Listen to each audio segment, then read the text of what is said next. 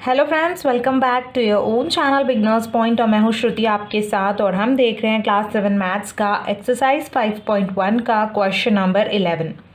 सबसे पहले क्वेश्चन पढ़ेंगे क्या दिया है। इन द फॉलोइंग फिगर, ये फिगर जो हमें दी हुई है इसमें is angle 1 adjacent to angle 2। क्या एंगल 1 जो है वो एडजेसेंट एंगल है एंगल 2 का, और इसका रीज़न भी आपको देना है या नहीं। अगर है तो भी रीज़न देना है, नहीं है तो भी रीज़न देना है। तो सबसे पहले आपको मैं एक बात बता दूं दोस्तों कि एडजेसेंट एंगल क्या होते हैं, जो एक दूसरे के पड़ोसी होते हैं। एडजेसेंट मतलब बिल्कुल पड़ोस में जो होता है वो एडजेसेंट एंगल्स, दोनों दो एंगल्स अगर एक दूसरे के पड़ोसी है मतलब वो एडजेसेंट एंगल्स हैं। एक और बात होती है कि एडजेसेंट एंगल्स का जो वर्टेक्स पॉइंट होता है वो हमेशा कॉमन वर्टेक्स पॉइंट होता है। जो दोनों के बीच का वर्टेक्स होता है वो बिल्कुल कॉमन होता है, एक ही वर्टेक्स में से दोनों एंगल निकले होते हैं।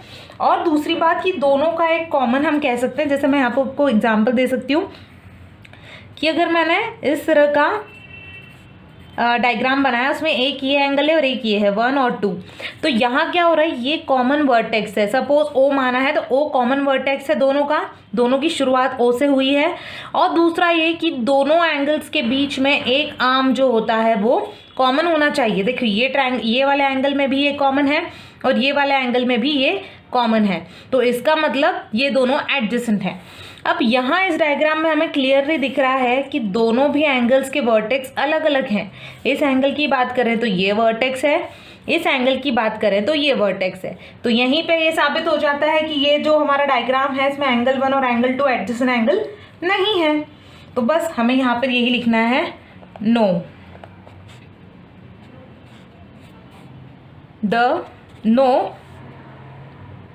angle 1 is not adjacent to angle 2 because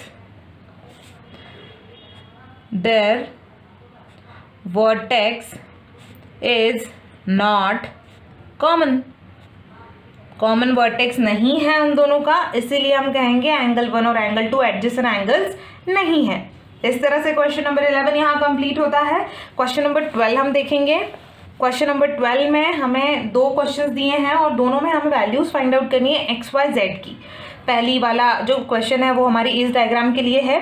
यहाँ पर हमें जो एंगल्स दिए हैं एक्स वाई एंड जेड दिए हैं फाइंड आउट करना है, और एक एंगल दिया हुआ है 55 डिग्री का। अब आपको मैं एक बात बता दूं कि जब दो लाइंस एक दूसरे को क्रॉस करती हैं तो उनके opposite angles, vertically opposite angles same होते हैं।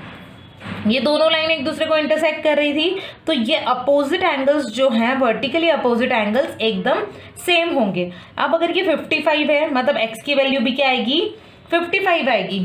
तो x is equal to 55 degree, और यहाँ पे लिख सकते हैं क्योंकि ये वर्टिकली अपोजिट एंगल है। ठीक है, सीधे से हमारे तो सामने दिया हुआ है उसके, इसलिए x इज इक्वल टू 55 आ गया। अब दूसरी बात कि जो भी हमारा स्ट्रेट एंगल होता है, राइट, एक लाइन के ऊपर अगर हम देखेंगे तो एक एंगल पूरा कितना होता है, 180 डिग्री का होता है।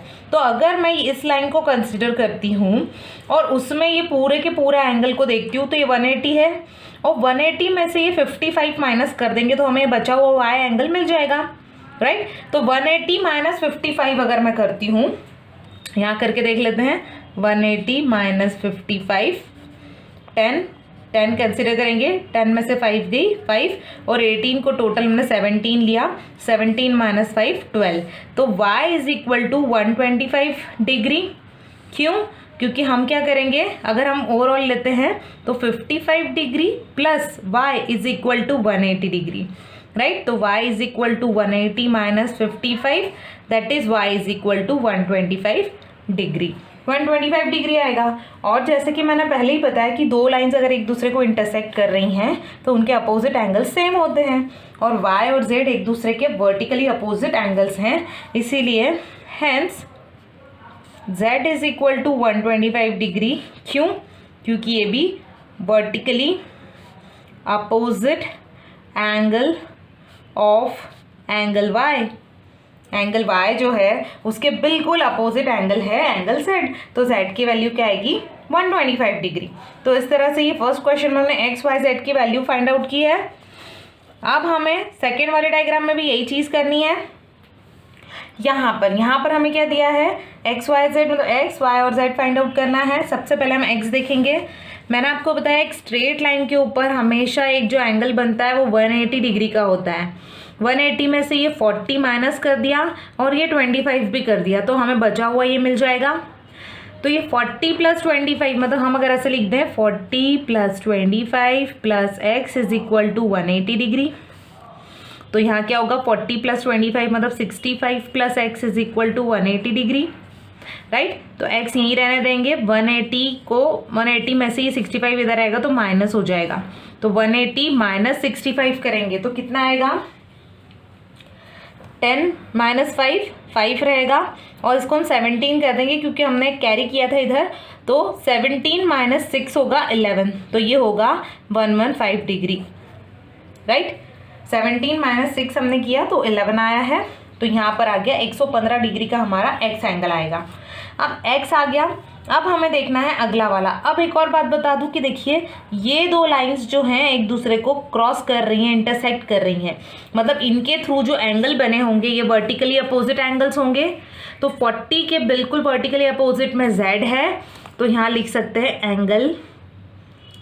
Angle z is equal to 40 degree, और यहाँ लिख सकते हैं वर्टिकली अपोजिट एंगल है, इसलिए ये हमारा z क्या आ गया, 40 डिग्री आ गया। अब यहाँ भी हम वही चीज़ अप्लाई करें अगर, कि ये पूरी स्ट्रेट लाइन के ऊपर ये पूरा का पूरा जो एंगल होगा 180 डिग्री होगा, उसमें से ये 40 माइनस कर दो तो हमें y की वैल्यू मिल जाएगी। तो हम यहाँ लिख सकते हैं y + z is equal to 180 degree, angle y + angle z, angle y हमें पता नहीं है, एंगल z हमने निकाला है 40 है, is equal to 180 degree, right. अब एंगल y को यहीं रहने देंगे और 180 में से 40 प्लस था इधर जाएगा तो -40 हो जाएगा, तो एंगल y क्या हो जाएगा हमारा 140 डिग्री। बस एंगल y भी हमारा निकल आया, x भी निकल आया और z भी निकल आया, x y z हमने इसमें भी फाइंड आउट कर लिया। तो इस तरह से क्वेश्चन नंबर 12 जो था वो भी हमने कंप्लीट कर लिया है। फर्दर क्वेश्चंस को हम अपने अगले वीडियो में कवर करेंगे। आई होप कि आपको मेरा ये वीडियो पसंद आया होगा, और अगर आपको मेरा ये वीडियो पसंद आया है तो प्लीज़ मेरे चैनल को सब्सक्राइब करें और वीडियो को लाइक करना ना भूलें। Thank you so much, thanks a lot.